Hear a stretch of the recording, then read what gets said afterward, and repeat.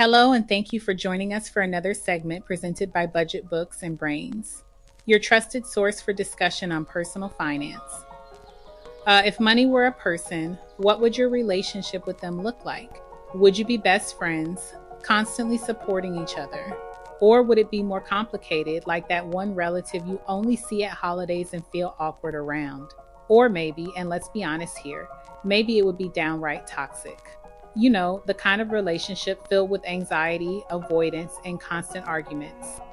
It's a strange question, but it gets to the heart of something really important. Our relationship with money isn't just about numbers in a bank account.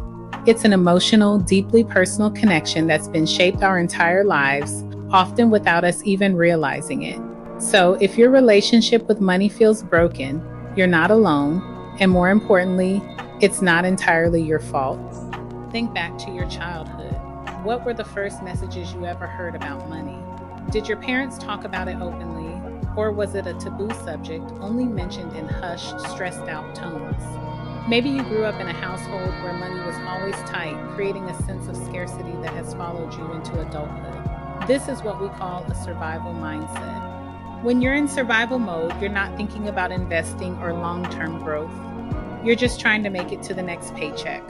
This can lead to decisions driven by fear, not strategy, like hoarding cash because you're terrified of not having enough, or impulsively spending because you feel like you deserve a moment of relief from all the stress. Perhaps you heard phrases like money doesn't grow on trees, so often that you started to believe that earning it had to be a constant struggle. Or maybe you saw your parents argue about finances and you subconsciously learned to associate money with conflict and tension. These early experiences create our money story, the invisible script that dictates our financial behaviors. It's not just our parents.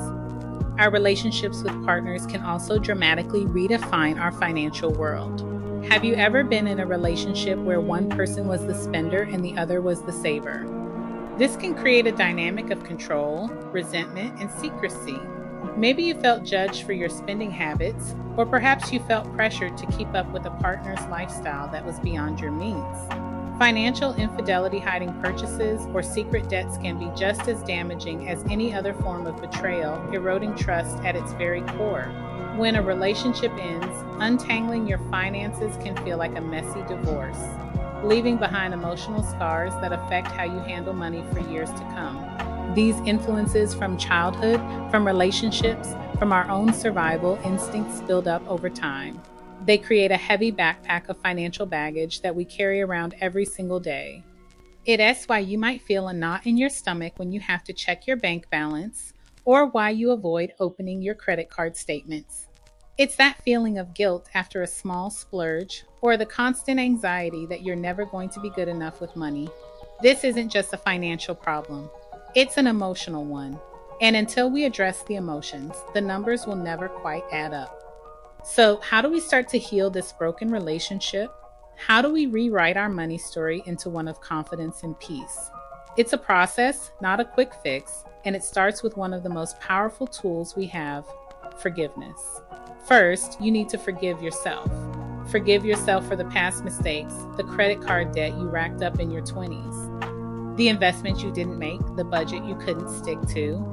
You were operating with the tools and knowledge you had at the time, shaped by those early influences we just talked about. Blaming yourself keeps you stuck in a cycle of shame, and shame is a terrible financial advisor. It paralyzes you. So take a deep breath and let it go. You did the best you could with what you knew. The past is a lesson, not a life sentence. Next, and this can be harder, work on forgiving others.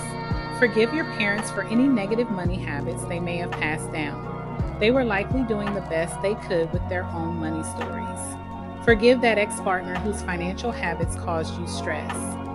Holding on to that resentment is like drinking poison and expecting the other person to get sick. It only weighs you down and keeps you tethered to a painful past. Forgiveness isn't about saying what happened was okay. It's about releasing its power over your present and your future. Once you've made space through forgiveness, it's time to set new, healthy boundaries. If money were a person you're trying to reconcile with, you wouldn't just let them walk all over you again, right? You'd establish some ground rules. Your financial boundaries work the same way. A key boundary is learning to say no. No to social invitations you can't afford. No to lending money to a friend when it would put you in a bind. No to that shiny new gadget when your priority is paying off debt. This isn't about deprivation. It's about alignment. It's about making sure your spending aligns with your values and your goals. Saying no to one thing is often saying yes to something more important, like financial freedom or peace of mind. Another crucial boundary is with information. You get to decide who you talk to about money and what you share. You don't owe anyone an explanation for your financial choices. Create a money sanctuary, a time and space where you can manage your finances without stress or judgment. This could be 30 minutes every Sunday morning with a cup of coffee to review your budget and pay bills. Protect this time fiercely. It's your dedicated appointment with your financial well-being. Now let's talk about goals. A broken relationship often lacks a shared vision for the future. It's the same with money. If you don't know where you're going, any road will get you there, and it's usually the road to more debt and stress. But here's the key: your goals must be realistic. If you're trying to pay off $20,000 in debt, setting a goal to be debt-free in 3 months is setting yourself up for failure. When you fail, you feel shame, and you're right back where you started. Instead, break it down. Your big goal is to be debt-free. Your small, realistic goal is to pay an extra $100 towards your highest interest debt this month. That's it.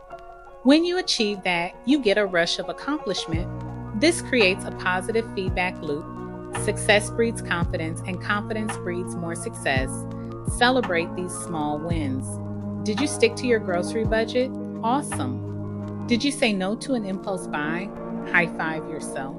You are literally rewiring your brain to associate money management with positive feelings instead of dread. Think of it like this: you're not just creating a budget, you're creating a spending plan that reflects what truly matters to you. Is it travel? Is it security? Is it generosity? Allocate your money towards those values. When your spending is an expression of who you are, it no longer feels like a restriction. It feels like empowerment.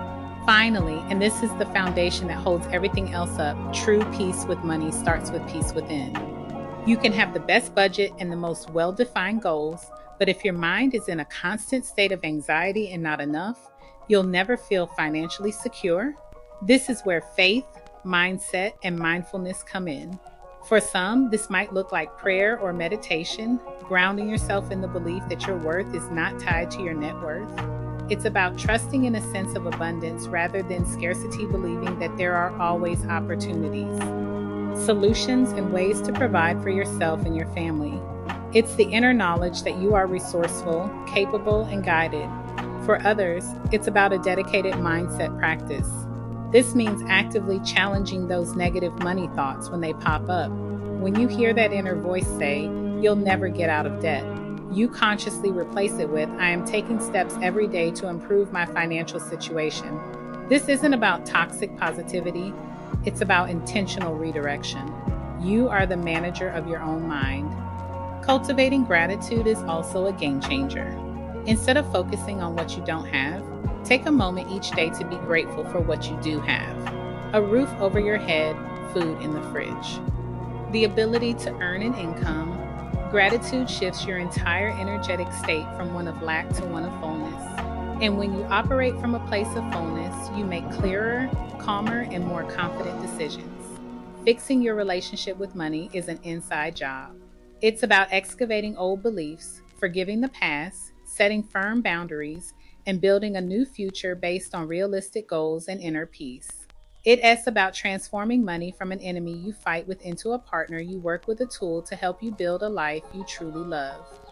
So I'll ask you again, if money were a person, what do you want that relationship to look like a year from now?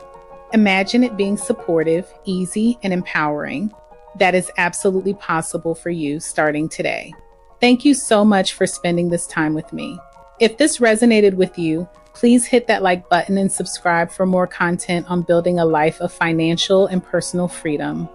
I would love to hear in the comments, what will be the one small step you are going to take this week to improve your relationship with money? Let's support each other on this journey. See you in the next video.